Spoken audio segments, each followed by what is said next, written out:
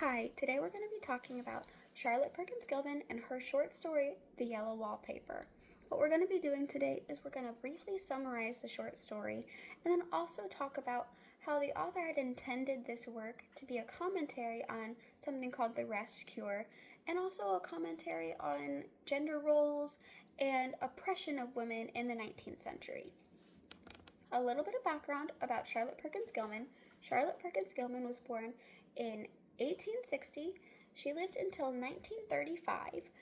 She was a 19th century author. She did lots of work. She was also a lecturer, and she was also a leading theorist in the women's movement.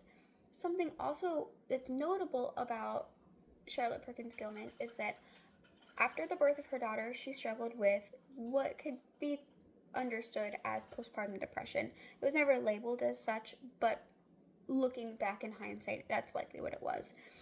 And instead of going to the doctor and having some kind of a comprehensive mental health care like maybe you or I might have had, she was prescribed something called the rest cure. And we'll go into what the rest cure is, but ultimately what had happened to her is that the rest cure, instead of healing her, caused a rapid mental health decline and caused all kinds of problems in her life because she wasn't being heard. She was oppressed and kind of put to the side and forced into this awful and oppressive forced rest. So let's talk about the rest cure and what it is. The rest cure is this doctor prescription of a forced rest, of doing absolutely nothing. As a mom of two under two, taking a week off and doing absolutely nothing, maybe munching on some popcorn and binge watching some TV, sounds fabulous. That being said, that is not what this is. It was not a vacation of any sort. Instead, these women are forced and confined to beds. They are taken away from any kind of stimulation. They have a restricted diet. They can't do anything that might bring them joy. It's supposed to be kind of like a brain break and a body break, like putting yourself into a hibernation almost. It also included some electrical stimulation, although the yellow wallpaper never gets into the electrical stimulation aspect of the rest cure, so we're going to leave that kind of off to the sidelines. We're going to mostly focus on what it's like to be alive but have no stimulation.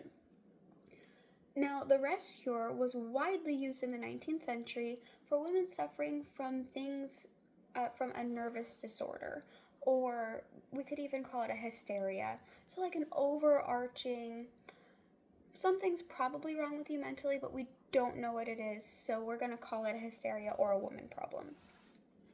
The rest cure was overall just ineffective, it was stigmatizing, it was dangerous because it never treated the root cause of whatever was going on within this person.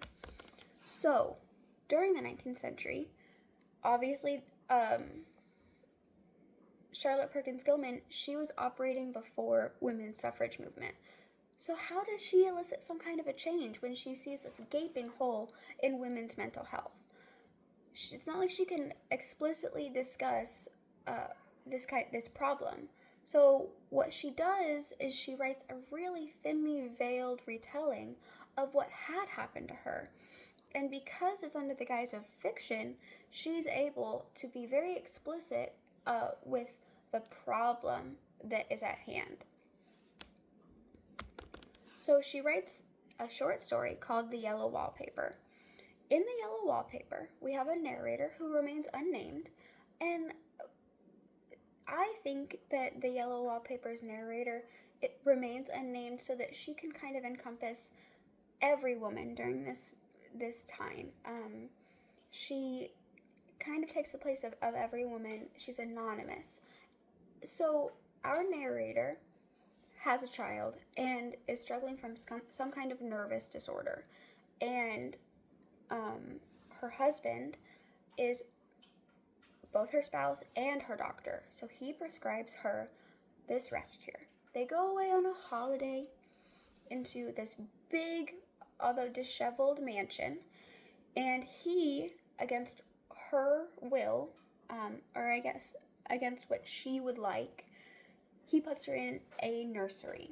It's upstairs, it has barred windows, it has rings on the walls, and the bed is posted down, it's bolted down. So there's this juxtaposition of the nursery being both very, very childlike, but also very prison-like, which really encompasses the woman's experience in the 19th century, because men make all the decisions for them, they are treated like children, and largely their judgment is never trusted.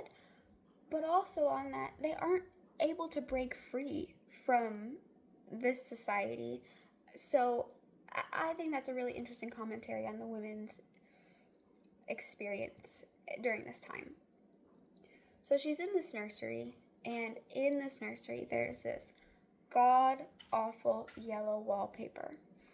This yellow wallpaper, she says, is just all-encompassing.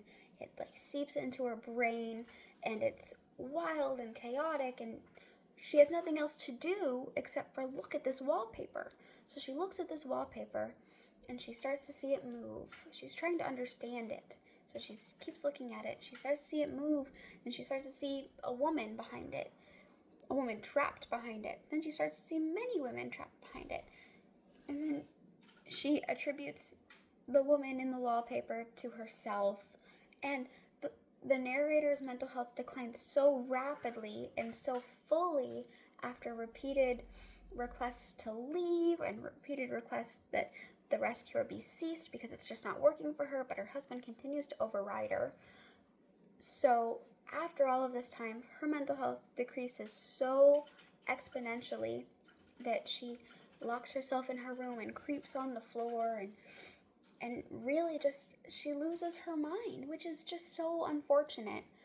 Some people read the end of this, the story as kind of a liberating moment because she creeps around because she wants to, regardless of how her husband feels about it. He actually faints. But overall, the story talks about the dangers of this repression, of not hearing somebody say, this isn't right for me, I need help. And it's also discusses the importance of a comprehensive mental health. Again, in the 19th century, this was still a growing field, but it was a need. It was a very important need that Gilman saw. And it also talks about the gender roles and the patriarchy. And in this book, we see a lot of the narrator being treated like a child, and her judgment constantly being overridden by her husband. And we just see the man as this oppressive, constant figure that continues to put her down. So, anyway, it's so amazing how she was able to take this short story and try to elicit change. And in fact, she took this short story and she delivered it directly to the source of her own discontent, which is her doctor, Dr. Mitchell. So she sent a manuscript to him, hoping that he would see the error of his ways. And she didn't hear back initially. But what he ended up, a friend of his told her later, many years later, that he changed his treatment after reading The Yellow Wallpaper. So she was actually able to elicit a real change based on her own experiences. She said in her autobiography that he changed his treatment of nervous prostration since reading The Yellow Wallpaper. And if that is a fact, I have not lived in vain. So it's wonderful that she was able to see the efforts of her labor. Overall, the main takeaway is that Gilman was able to use the power that she did have in the 19th century to comment on mental health awareness, comprehensive and proactive healthcare for women, treating women as a functioning member of society instead of treating them like children that need to be put into the corner, in a place. And so She really wanted to comment on treating women as if they cannot make educated decisions stunts society as a whole. I wanted to thank you so much for coming and for listening to our summary of the yellow wallpaper and seeing how it was framed in 19th century women's history. Thank you.